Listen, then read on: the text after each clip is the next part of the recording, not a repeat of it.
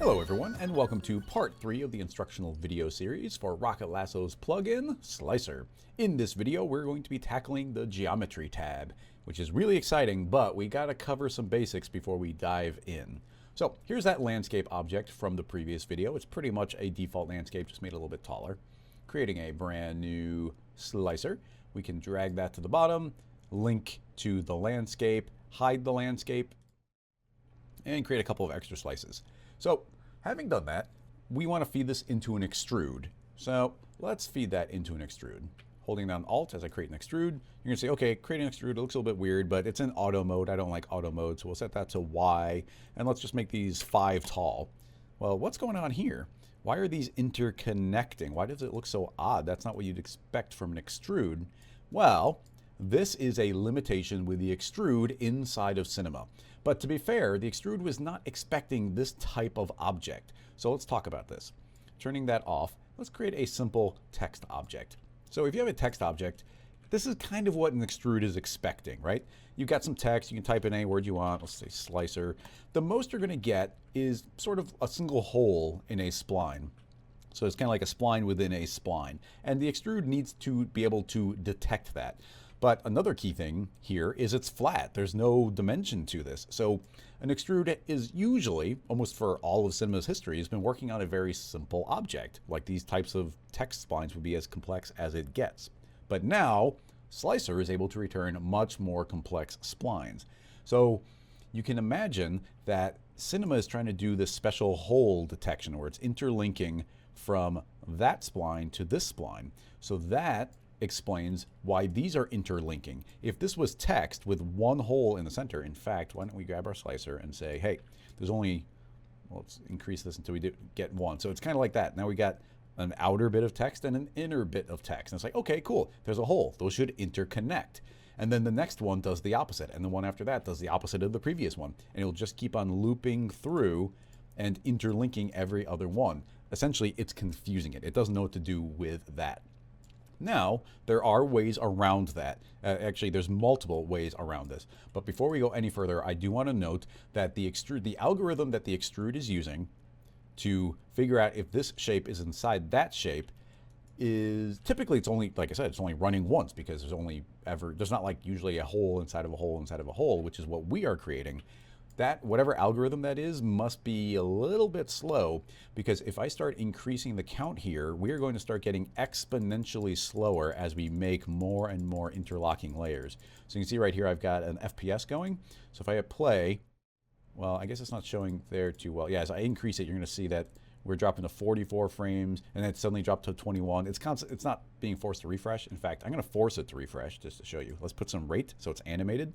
So now if I hit play, you can now see that this is taking, it's taking so long to calculate because there are so many slices. It's trying to do this interconnected thing. And Cinema's just not designed to do that. I mean, and it makes sense. These were designed a long time ago, and this spline tool is very new. So if I lower this, you'll see it goes way quicker. It just doesn't like that hole within a hole within a hole within a hole. So how do we get around that? Well, one basic thing you can do, if need be, is, let's pull that out of the extrude, is we could create as many slices as we want, make a whole bunch of them, make this even taller, and then we can say, hey, slicer, you should explode out your segments. We already talked about, if I make this editable, that this is one spline object with a whole bunch of different segments. But instead, we can say, no. Spline, your segments are not none. You are now exploding each layer. So now, if I make the slicer editable, you're going to see this a null. And it's now a null with a bunch of splines inside of it. So now every spline has become its own object inside of the hierarchy. So I know I just made that editable, but the extrude is seeing that. That's what, the extrude essentially is looking inside the plugin, and it's like, oh, that's what you are.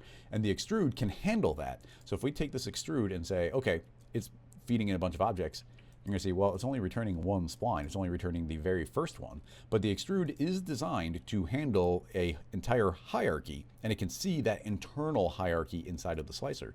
So by turning on hierarchy, it can now see every single slice, and immediately that's the type of thing we've been expecting. This is what you've been wanting to see. In addition to that, you see, in spite of having all those slices, that's going to run way quicker than all those interconnected layers trying to figure themselves out.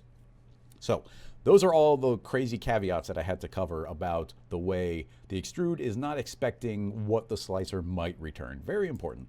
Having said all of that, let's make this more interesting. Let's go back to the previous file with this clapping figure. I can hit play and it'll be jumping around all happy.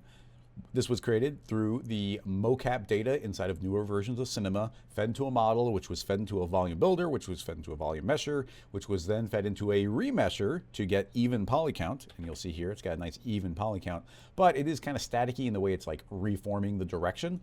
And then I baked that out to Alembic, and all of that just to get a nice clean running model so that we're not worried about the volume builder taking up calculation time while we're doing a slicer demo. So with this figure created, I want a brand new slicer. That slicer can be brought to the bottom, and we want to link to it, remote link to it. So source geometry objects, the object will be low poly, the low poly figure. I would like this to pivot from the bottom. I would like it to be a bit taller, so let's make that taller. Create more slices and hide the original figure. And then we can finally move into the geometry tab. Geometry tab by default is set to none because it's creating no geometry, it's returning a spline. I would like it to return flat geometry, and the instant we click on that, it is now returning perfectly flat n-gons filling up this space.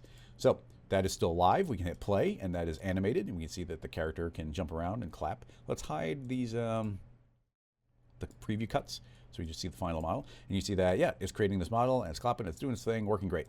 So things we got to keep in mind. That is creating geometry, and it's looking good. If we go into the main tab, though, there are easy ways to break this. Cinema cannot generate geometry from overlapping splines. So we talked about this a little bit in the first video.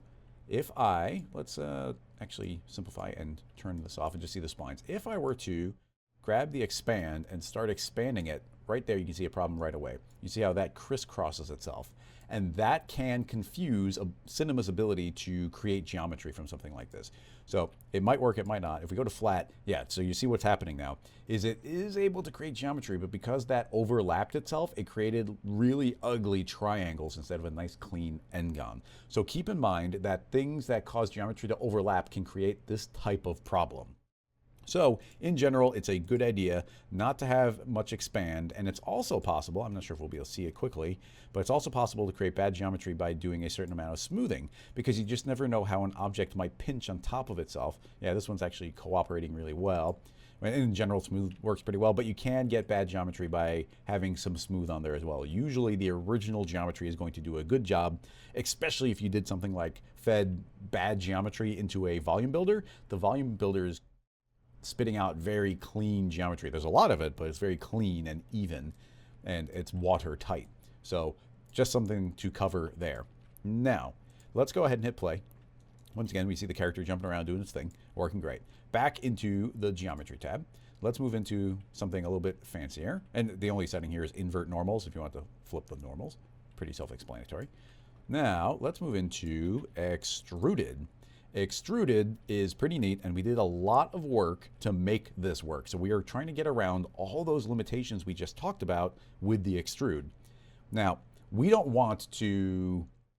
Actually, I didn't really explain it in the other one, but let me pop it open just to show you. We're doing this setup. If we make this extrude editable, it's actually going to show that when you turn on hierarchy, that what you're actually doing is returning a null with a null. Inside of that null is a null, and inside of that is all of these different extrudes. That's a lot of different objects for Cinema to deal with. And each of those is probably returning 2 different caps as well if it wasn't turned into a single object. So Cinema doesn't like a lot of objects. So what we did is we did a big old workaround where essentially behind the scenes, we're taking every one of these slices and moving them out in space and then doing a single extrude and then moving them all back to the correct spot. So that is only a single extrude on essentially a single spline with a bunch of segments is what we are doing to try and compensate and make it run as fast as we can. Having said that, you have to keep in mind that any geometry we are returning here is going to be as slow as essentially an extrude would be. So extruded geometry is going to be slower. You can see here that if we say none, we're going to be getting almost 100 frames per second. If we say flat geometry, we're down to about 50 frames per second. If we turn on extruded geometry, we are at 40. And then if we do something like, and let's jump into some settings here, adding in some bevel, So now there's a, let's do a nice small bevel. And now it's dropped down to 15 frames a second to be able to create this, all of this geometry on the fly. So just keep that in mind. Okay, cool. With all of those caveats out of the way, let's talk about all of these settings inside of geometry. All right. First of all, we've got thickness. So we can just set a set thickness on here. So we can set it to any length we want, overshooting. I think we can even go negative if we want to. So yeah, you can just create a extrude from there. Very handy. But I do like the ability to turn on percentage. If we say percentage, it is automatically calculating the average distance between each of these slices and extruding it that much. And all that means is we can change this to be 100%, and no matter how we change the number of slices, they'll all perfectly bump up against each other. Important thing to note, this does not take variation into account. It's always a set length in between them. So yeah, that won't help there. So yeah, we can set this to a percentage. So you say, hey, this is, well, let me show you the opposite to do the example. If we say, okay, that is the correct thickness right there, but then you go into the main tab and change the number of slices, it's not the correct amount anymore. So obviously percentage, pretty handy for being able to have those exactly match up. After that, we have start cap and end cap. So we can say, hey, no start cap, and start cap is the one on the bottom because we're extruding upward. You see those are now empty and hollow. We can also turn off the end cap, and now these have just turned into these flat ribbons along the side, so you can actually create some pretty cool looks there. If you wanted to, you could take this geometry and feed that into the cloth surface and set that not to subdivide, but to add some thickness, and you can actually get some thickness on those ribbons, which can be pretty cool for an animation. Hit play, and then you get that animating around. Pretty neat. And then, yeah, we don't need that. Get rid of it. So that is turning off caps. Let's turn them back on again so we can do some bevel.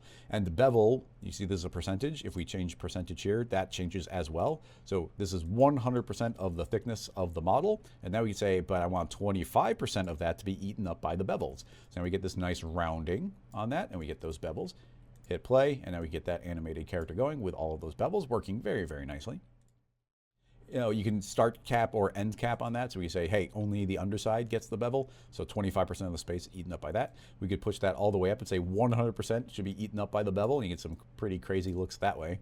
And we, of course, just do the top instead, or do both. And then they'll meet in the middle as you change that bevel to that step. And then we've got segments. So we can say, hey, increase the segment count and round that more and more and more. You will get that harsh line in between the two. That's based on the Fong tag doing that. So if you click on the Fong tag, you can say, hey, don't worry about angle limit. And now you see it will round out in spite of those edges. Good thing to keep in mind. And yeah, make some nice clean geometry from that automatically. Those sliders are so handy. I really love the setup that we have here. Drop the segments back down again. And then just for your convenience, well, there's invert normals again. And for your convenience, turn Fong back on.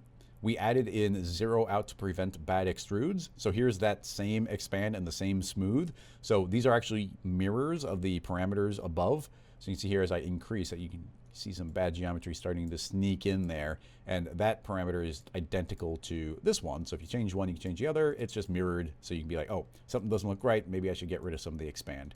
And now that we got these crazy bevels, let's see if we can make the smooth break. So I'll add some smoothing in. Smooth, like I said, smooth does work better for this type of scenario, but it won't work as well in landscape mode. But landscape mode is going to be its own video because it's very, very specific. It's very powerful, but it's very specific in the use cases because it won't work in other scenarios. And in order to show you that, actually, why don't I show you a bad example of it? Clicking landscape here, you're gonna see it's gonna start looking pretty funky where there's a hole in that one, but there's not holes in this one. Things are just interconnected in odd ways. We could add extra slices in, and you're gonna get a lot of randomness for where there's a hole and where there's not, because this isn't a landscape. Anyway, that should conclude this video. I know we're going over the technical details and not making it all super flashy and fun. This is more like, hey, here's how it's working, here's the best ways of controlling it. So just things to keep in mind along those lines. The quick start is more project-based and just kind of more fun. So thanks for watching this video, and I'll see you in the next one.